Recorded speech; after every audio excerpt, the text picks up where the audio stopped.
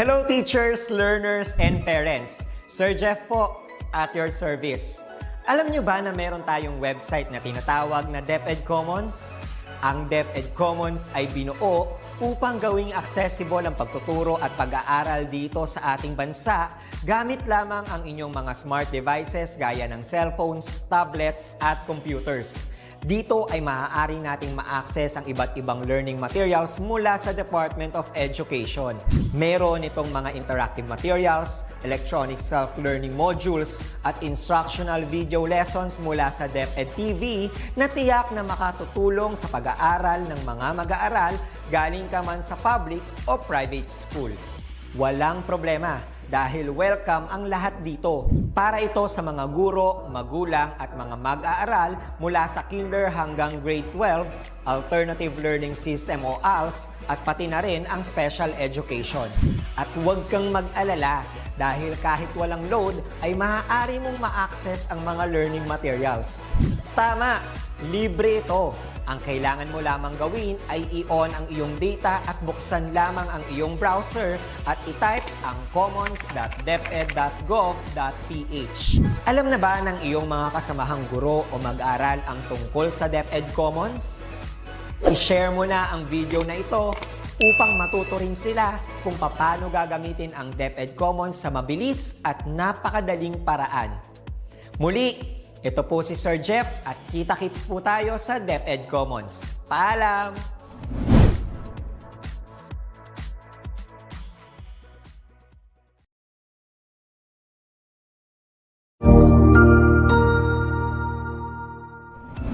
Magandang araw! Sir Wilbur po, at your service.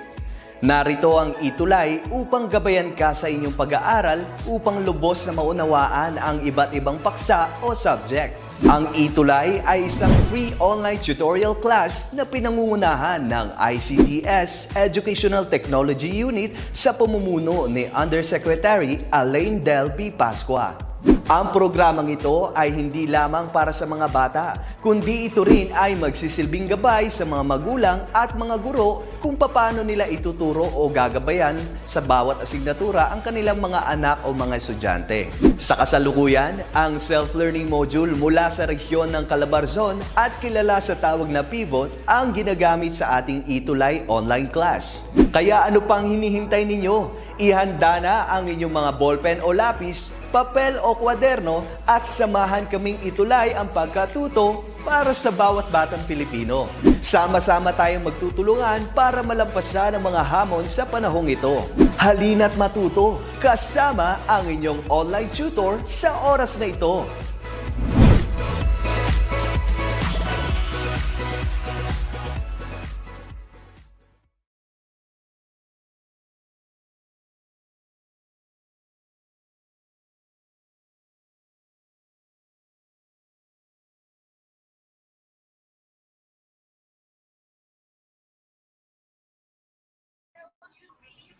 Alright, so good afternoon everybody. I hope you can hear me clearly. So this is our online tutorial for physical education and health, or HOPE 2 for senior high school grade 11. How are you doing? Kumusta ang ating mga participants? Kumusta ang ating mga estudyante, teachers at parents na nanonood? Ayan, so Diding Adolfo Pescadero, good morning. Watching from Sumirap National High School, Tangub Division. Thank you for watching and thank you for sharing our video lesson. This is our tutorial for today. So maraming salamat po. And for those who are watching, ayan, maraming salamat po. I am your tutor, Tutor Ariel, and this is our last week of our tutorial for our school year 2020 to 2021. Yan. So nandito na tayo sa ating pinaka-finale, and first we would like to thank you for supporting DepEd ICT's Edtech Unit, ang ating online tutorial. Maraming salamat sa lahat ng mga sumusuporta at nananatili na nakikinig at patuloy na natututo dito sa ating online tutorial. Hi siya, Jobel Bulos. Good morning po, Teacher Ariel. Good morning din sa iyo. And today is our last week for our physical education for senior high school grade 11. Alright, so ano ba meron sa atin this morning? Let me have this. Okay. So I hope you can see my screen. This is our lesson for today, the Health Optimizing Physical Education 2. What are the values of participating in physical activities, or what are the importance of participating in physical activities? Let me first define what is physical activity. Ano ba yung physical activity? Anything that you do, no? Anything na may kinalaman sa paggalaw ng iyong katawan or movement or physical activities. Yung mga simpleng bagay katulad ng paggawa ng mga gawaing bahay, yan, mga physical activities natin yan. Alright? So, what are our objectives for this morning? First, identify the value of participating in physical activities, and we will understand the health benefits of participating in physical activities. Last is to describe the characteristic of responsible leader in fitness activities. Okay? So that is exciting.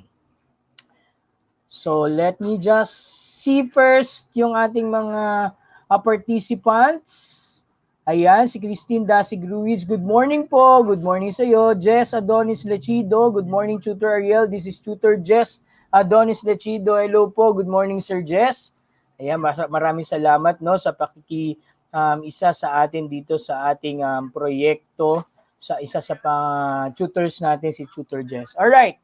So, let me have this activity first. This is what we call my physical activities. So I want you to comment what are your physical activities, or what are the things that you do every day. Ano ba yung mga ginagawa nyo? Sige nga, let me see the comment section. Ano ba yung mga madalas o mga bagay na ginagawa nyo sa bahay? Kasi di ba, we're not allowed to go out. Di ba? Kasi we have to stay home.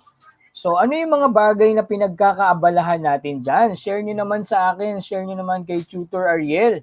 Kung ano yung mga bagay na pinagkakaabalahan nyo. Christy Suarez Nagar, good morning. Ayan. Sige, I will be waiting for your answers. So, what are your physical activities? I want you to write, siguro sagot kayo ng mga 5. 5 physical activities. Ano ba yung mga ginagawa nyo usually? Mobile gaming, you play sports, no? Kahit sa bahay lang, indoor sports ang tawag natin doon. What else?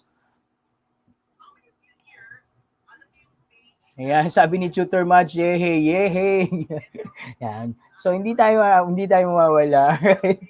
Ayan, so what are the physical activities that you do? Can you share me? Sige nga, Christy Suarez Nagar, Tutor Jess, Christine Dasig, Jobel Bulos. What are the things that you do usually? Give me 5. Can you give me 5? Hi, Rich Melvin Asme. Good morning. And Diding Adolfo Pescadero. Good morning sa inyo. So, what are the things that you usually do? Lalo na ngayong pandemic, ano ba yung mga pinagkakaabalahan nyo dyan? For example, we need 5. Do household chores like scrubbing the floor, sweeping your house, no? What else? Ano ba yung mga ginagawa nyo pa? Do you do biking? Ayan. Do you go swimming? Yes, si Rich, nagbabasketball daw siya. Very good. Pero indoor pa lang tayo ngayon, ano? We're not yet allowed to do it outside. What else? Or if you're allowed to do it outside, better yet, we have to be careful of what we do outside, no? Let's always observe the protocols, the health protocols that are set by our government, the IATF. Christy Suarez Nagar, sabi niya cooking, that's a good one. Ang ganda ng ginagawa, no? Na mga physical activities. Is there anyone who plays mobile gaming here? we can actually consider that as a physical activity if you want. Pwede rin kasi there are movements of your parts of the body. Okay? So what else? We have cooking, we have playing basketball, we have cycling, all right? Sorry. I have here examples. Scrubbing the floor, playing mobile games, watching TV, jogging, and biking.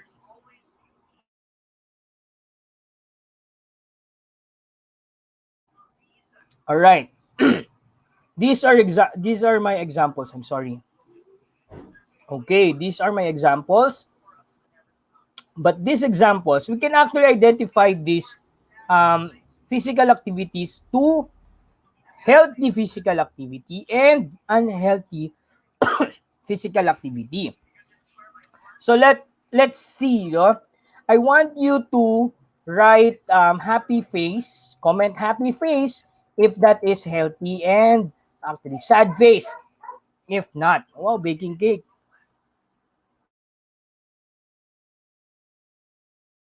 Rich Melvin, yan. He knows how to bake cake. Very nice. That's a good hobby. That's a good physical activity. Again, with our examples, you can actually identify if it's healthy or unhealthy. With these examples that on screen, can you please help me identify this by commenting sad face or happy face. Happy face if it's healthy, sad face if it's unhealthy. Scrubbing the floor, sad or happy face. Scrubbing the floor is, of course, it's healthy. All right? So, what are the movements of your body when you do the scrubbing of the floor? Huh? What do you do? The legs are moving, right? So, the legs are moving, your cardiovascular, because your cardiovascular is also exercise. Why? Because you transfer from one place to another. Yes. All right. So you perspire, you get sweat. So that's a good sign that it is physically healthy physical activities. So Rich, your answer is correct. Playing mobile games, is it physically healthy or unhealthy? How about playing mobile games?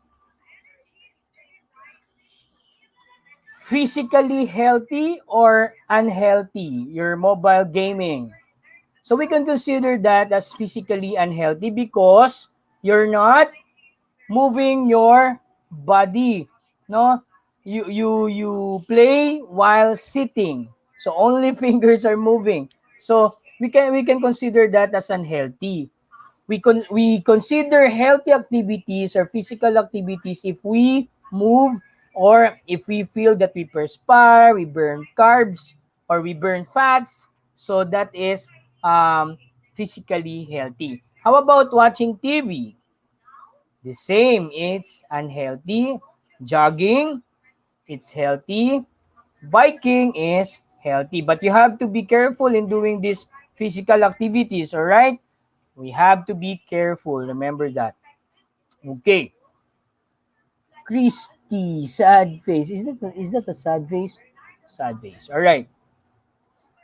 So I'm not against in playing mobile games and watching TV, remember, but I what we suggest is we have to make it as balanced as possible, as moderately as possible, because sometimes or most of the times your body need to move. Kailangan gumagalaw po ang ating katawan. Okay? So kailangan nagpapawis yan, kailangan yung ating mga bones ay gumagalaw, na-stretch ang ating mga joints. So, importante yon. Okay? So, maganda rin naman that you do playing mobile games and watching TV. Mentally, it will help you, but physically, hindi masyado. Okay? Talagang hindi. So, we can consider that as physically unhealthy. Alright? So, let's move on. So, physical activities. Let me discuss sedentary lifestyle. When we say sedentary, it's a word that will tell us na steady lang, no? Na walang masyadong ginagawa or walang masyadong ginagampanan. Nakaupo lang 'yon. Pag sinabi nating lifestyle, it's how we live our lives. Paano tayo mamuhay. So, if it's sedentary, nakaupo lang, tapos yung lifestyle natin, pag sinabi nating lifestyle, it's a habit already, no? Talagang nakasanayan na. Okay? Kung yung nakakasanayan nating mga ginagawa natin ay sedentary, so I don't think it's healthy anymore. Okay? So sedentary lifestyle, it says that it leads to poor health and limited activities. Why? Because a sedentary lifestyle or inactive lifestyle, inactive, ibig sabihin not active. You have probably heard of all these phrases and they mean the same thing. A lifestyle with a lot of sitting and lying down with very little to no exercise. Very little to no exercise. Ibig sabihin, we just have a little movement. So kapag alam naman natin, di ba, ano ba ang pinaka-purpose ng ating katawan? The main purpose is to move.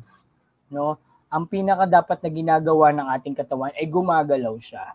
Okay? So kapag hindi siya gumagalaw, maraming mga sakit na pwedeng makuha doon. Why? Kasi hindi na exercise si heart saka si lungs, 'di ba? So yung may mga fats na dapat nabe-burn, hindi natin nabe-burn. So there's a tendency also na maging mas malaki tayo kaysa sa dapat na size natin with regards with our age, di ba? So, dahil sa sedentary lifestyle, maraming pwedeng maging sakit. Okay? So, lagi natin tatandaan yan. Long time ago, sinasabi na ang ating mga sakit gaya ng diabetes ay hereditary, namamana. Pero dumating, nagkaroon ng mga pag-aaral na ito ay hindi lang basta-basta namamana. It is also caused by this what we call sedentary lifestyle.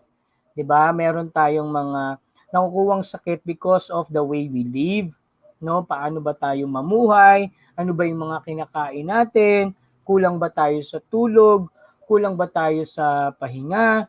Kulang ba tayo sa physical activities? All right? So, kaya may mga sakit na nakukuha tayo because of sedentary lifestyle. And we have to be very careful about it. Pero kapag tayo naman ay kahit sabihin natin siguro thrice a week or in a day, meron tayong ginagawa just like we walk, kumikilos tayo sa bahay natin. Yung mga physical activities na nakakatulong sa bahay natin, talagang maganda yung magiging kahihinatnan noon sa sarili din natin physically. So, very important po yun. Okay? So, here we have an activity, where do I belong? In the box below is a list of different physical activities. Marami yan. Walking, dancing, playing badminton, cycling, swimming, climbing, doing aerobics, playing basketball, gardening. Okay. You are instructed to classify the activities, whether it is moderate activity or vigorous activity. I'll tell you to write or comment in our section, in our comment box, the appropriate answer if it's moderate or vigorous. But how do we define moderate and vigorous? O sige nga, ano ba ulit? Review tayo. Ano ba ang kaibahan ng moderate sa vigorous? Pag ginawa ba natin yung moderate na mga activities, yun ba yung parang sobra-sobrang hirap gawin, no? Very complex ba ito? Napakamahabang panahon ba ang igugugol natin dito? Mabigat ba yung dadalhin natin? So, pag sinabi ba natin na ganong activities, are these vigorous or moderate? Okay? Yung paglalakad ba, yan ba ay mako-consider natin na sa moderate activity lang?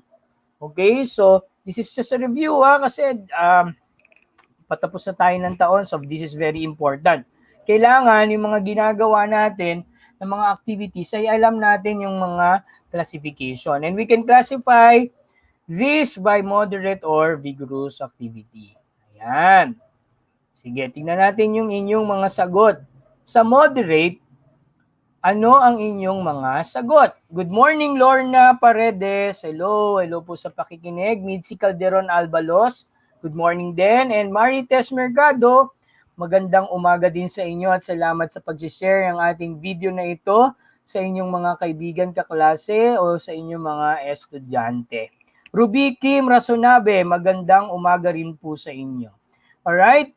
So, these are the activities, and where do you think they belong? Walking, dancing, playing badminton, cycling, swimming, climbing, doing aerobics, playing basketball, gardening. So, which of these physical activities belong to moderate activities? Let me see. And which belong to vigorous activity? Sige. Hello po, Ruby Kim Rasonabe. Hello po. Ayan, sige. Kindly comment your answer. Isulat nyo lang moderate. Okay, then you write if it's walking, dancing, playing badminton. Nandiyan na yung mga choices. I'll be waiting. Okay, hintayin ko kayo. And then later, after our discussion, magkakaroon tayo ng exercise again kasama ang ating coach or ating mga coaches from Milo.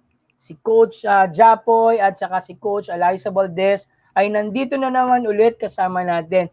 Sige, mamaya makakasama natin sila for our exercise. Alright? Si Coach Eliza Valdez at saka si Coach Japoy ay nasa tutorial natin later. Okay, so anyone whose answer ay moderate, ang mga moderate activities ay ito. Si walking, si dancing, si swimming, si gardening. At ang ating mga vigorous activity ay climbing, playing badminton, doing aerobics, playing basketball, and also cycling. Okay? Yung cycling, yung swimming, that can be considered moderate or vigorous also. Okay? So parang pareha sila ng category kasi may mga cycling activities tayo na we do it by distance, so ang haba ng mga distansya or ang depende kasi sa pagsa-cycling natin, meron tayong mga binabike na inclined, no, pataas yung area. So we can consider that as vigorous activity. At saka sa swimming naman, it depends on sa ating mga lapses na ginagawa. Pag sinabi nating laps, kung gaano, kung ilan beses yung back and forth natin doon sa ating pool area. Okay? So let's have the next one. So remember this, that physical activity simply means movement of the body that uses up energy. Okay? So it uses up energy. So kapag gumamit tayo ng energy, kailangan yung energy na nawala is balik natin or ma-replenish natin. Walking, gardening, sweeping, and mopping the floor, climbing the stairs, ayan, going back and forth, no, up and down the stairs, playing football, dancing are good examples of being active. If you do that every day, we can say that you are physically active. However, for it to be beneficial for one's body, there are various factors to be considered. Para daw maging beneficial, pag sinabi nating beneficial is para mas kapaki-pakinabang sa ating katawan, meron tayong mga factors na kino-consider, right? Don't forget the intensity, the duration, and frequency of the physical activity we perform. Okay?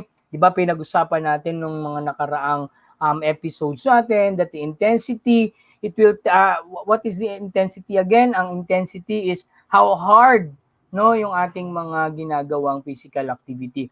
The duration is the repetition or the time, yung frequency, how long, di ba? So, lahat yun i-consider natin para mas maging beneficial sa ating katawan. Kasi, for example, yung paggawa natin ng mga physical activity exercises natin, right? Yung physical fitness exercises, yung push-up, yung sit-ups, kapag nasanay na yung katawan natin for example, 20 repetitions, pag nagagawa na natin siya, kailangan i-increase na natin yon, no? Gawin na natin siyang 30, tapos ilang repetition, 3 repetitions, in one set, something like that. And how many times do you do that? In a week, for example, you do it thrice a week or twice a week. So, nagkakaroon tayo ng variation of our frequency, duration, and intensity ng ating mga physical activities na ginagawa. Okay?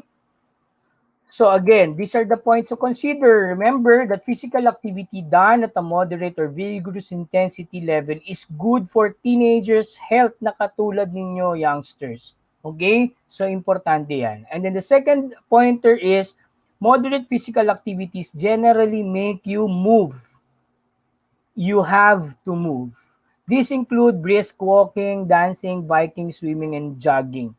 All right, especially now that you are just at home, no, nandiyan lang kayo sa inyong mga tahanan. So, make sure na nagsiset kayo ng oras para kahit papano ay nakakagalaw kayo o nakakakilos kayo. Okay? Yung inyong mga gawaing bahay gawin ninyo.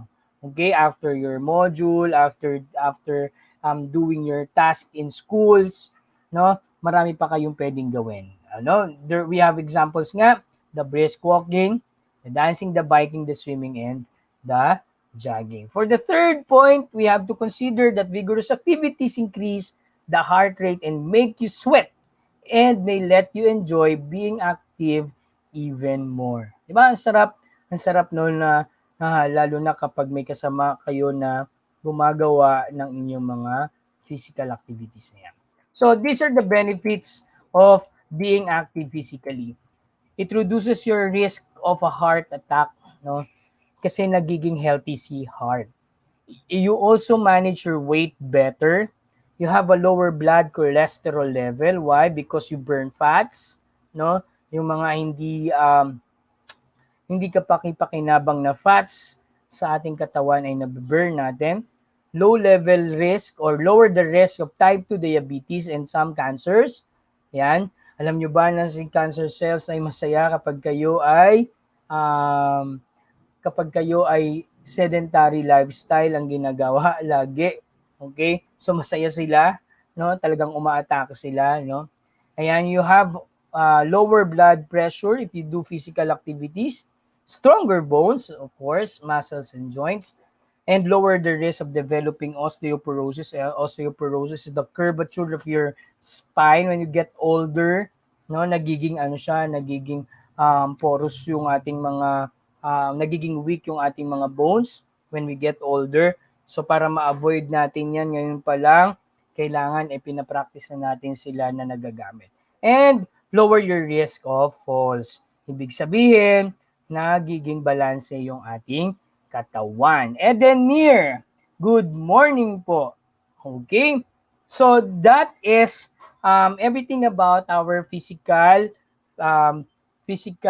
activities. Napaka-importante. Again, it's very important that we are physically active because of these benefits. And I know marami pang mga benefits yan. Socially, no? Pag sinabi natin socially, hindi lang physically, socially, nagiging okay din ang ating pakikisama, no? Pag tayo ay, lalo na pag tayo ay nagkakaroon ng kasama sa pag-exercise. What else? Aside from physical aspect na benefits, marami rin ito. Lalo na yung sa atin, yung confidence natin sa sarili. Kapag tayo ay physically healthy, mas nagiging confident tayo to face others. Ay kasi maganda nga yung ating maganda yung ating postura kapag tayo ay physically active. Alright? So ngayong mga panahon na kagaya nito, na uso ang sakit, kailangan tayo ay nagmamanage ang sarili natin to be physically active. Okay? And dahil dyan, sabayan natin ang ating mga coaches. Sabayan natin ang ating mga coaches sa pag-exercise ngayong umaga. Handa na ba kayo na sabayan ang ating mga coaches na sina Coach Japoy at saka si Coach tsaka si Coach Eliza Valdez para sa kanilang exercise. Actually, this is a recorded video of Ma'am Eliza Valdez and Sir Japoy. Sundan natin sila, ha? Okay? So, ito na ang ating video. Block!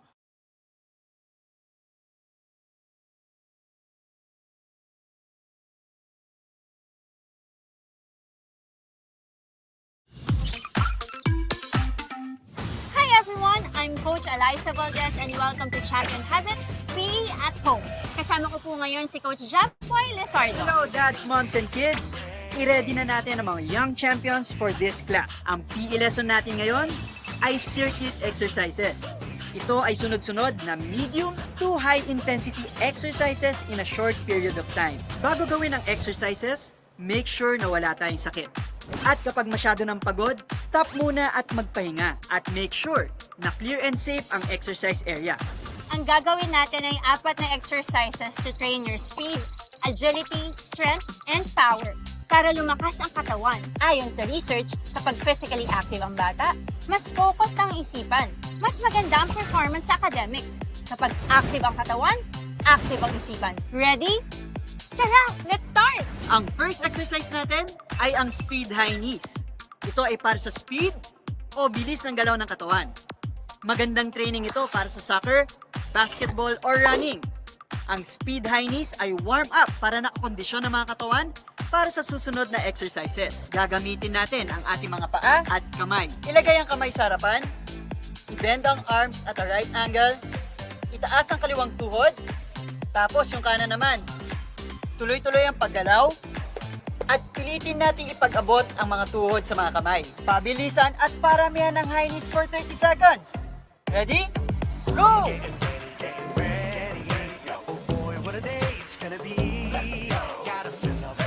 So, keep going! Kaya yan!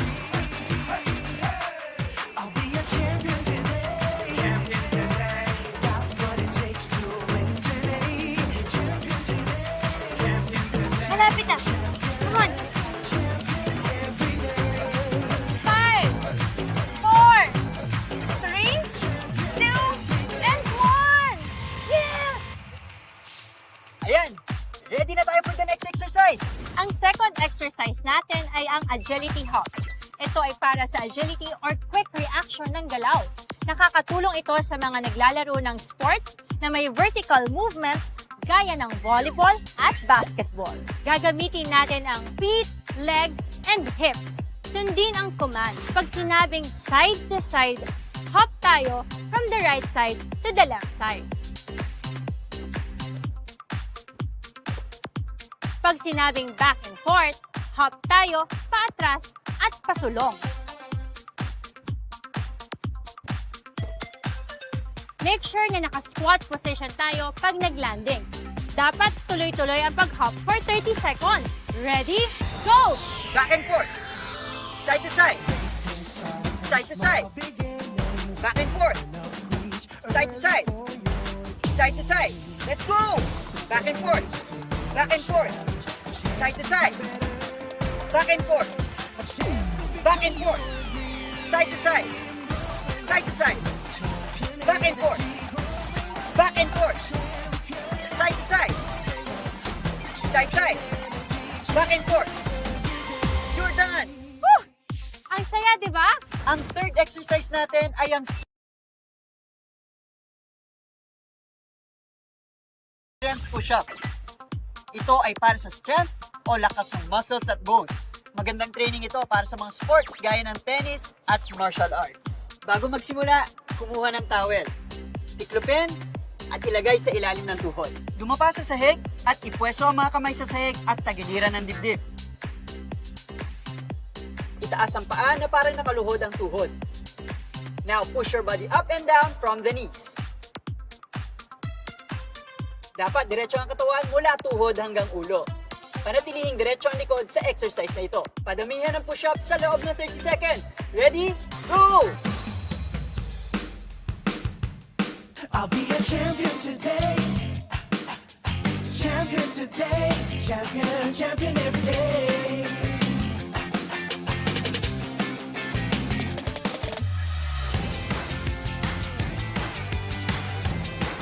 Yan, malapit na. I'll be a champion today. Got what it takes to 5, 4, 3, 2, and 1. Great job! Good job, everybody! Para sa ating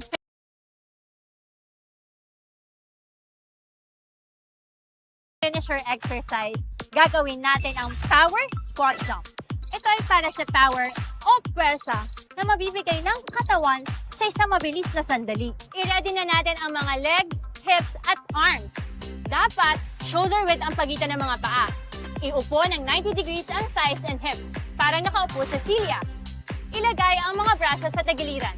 Tapos, tumalon ng mataas at iswing pataas ang mga braso. Paramihan ng squat jumps for 30 seconds. Ready? Go!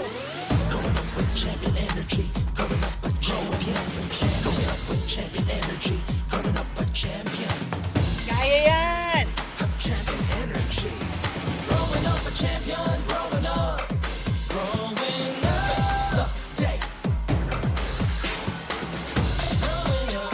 Don't stop! Finish strong!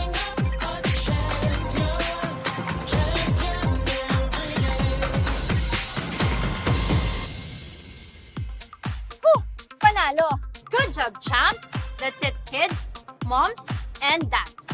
Palakpakan tayo dahil champion ang PE session natin today! After those exercises, nakakondisyon na tayo para mag-aral. Dahil kapag active ang katawan, active ang isipan. Thanks for the great PE class, Coach Japoy. Thanks, Coach Eliza, and good job!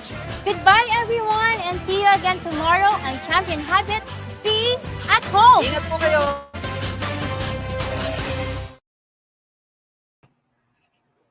Alright, so how's that? Don't forget no, to hydrate after your physical activity. Okay, so that was actually nice. Thank you so much to our partners, Milo Philippines, for that video of Coach Japoy and Coach Eliza Valdez. And with that, always remember to be physically active for us to be healthy. Let's do it regularly. Okay? So, this ends our physical activity session.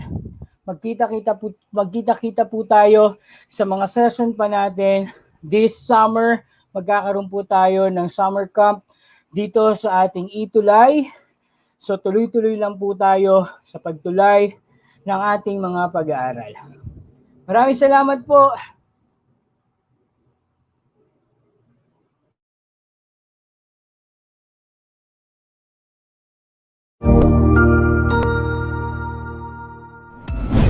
Sigurado ako na marami ka na namang natutuhan sa ating ETUlay tutorial session ngayong araw. Tandaan, ito ay hindi lamang para sa ating mga mag-aaral, kundi pati rin sa ating mga minamahal na guro at mga magulang na kaagapay natin para maituloy ang pagkatuto sa kabila ng nararanasang pandemya.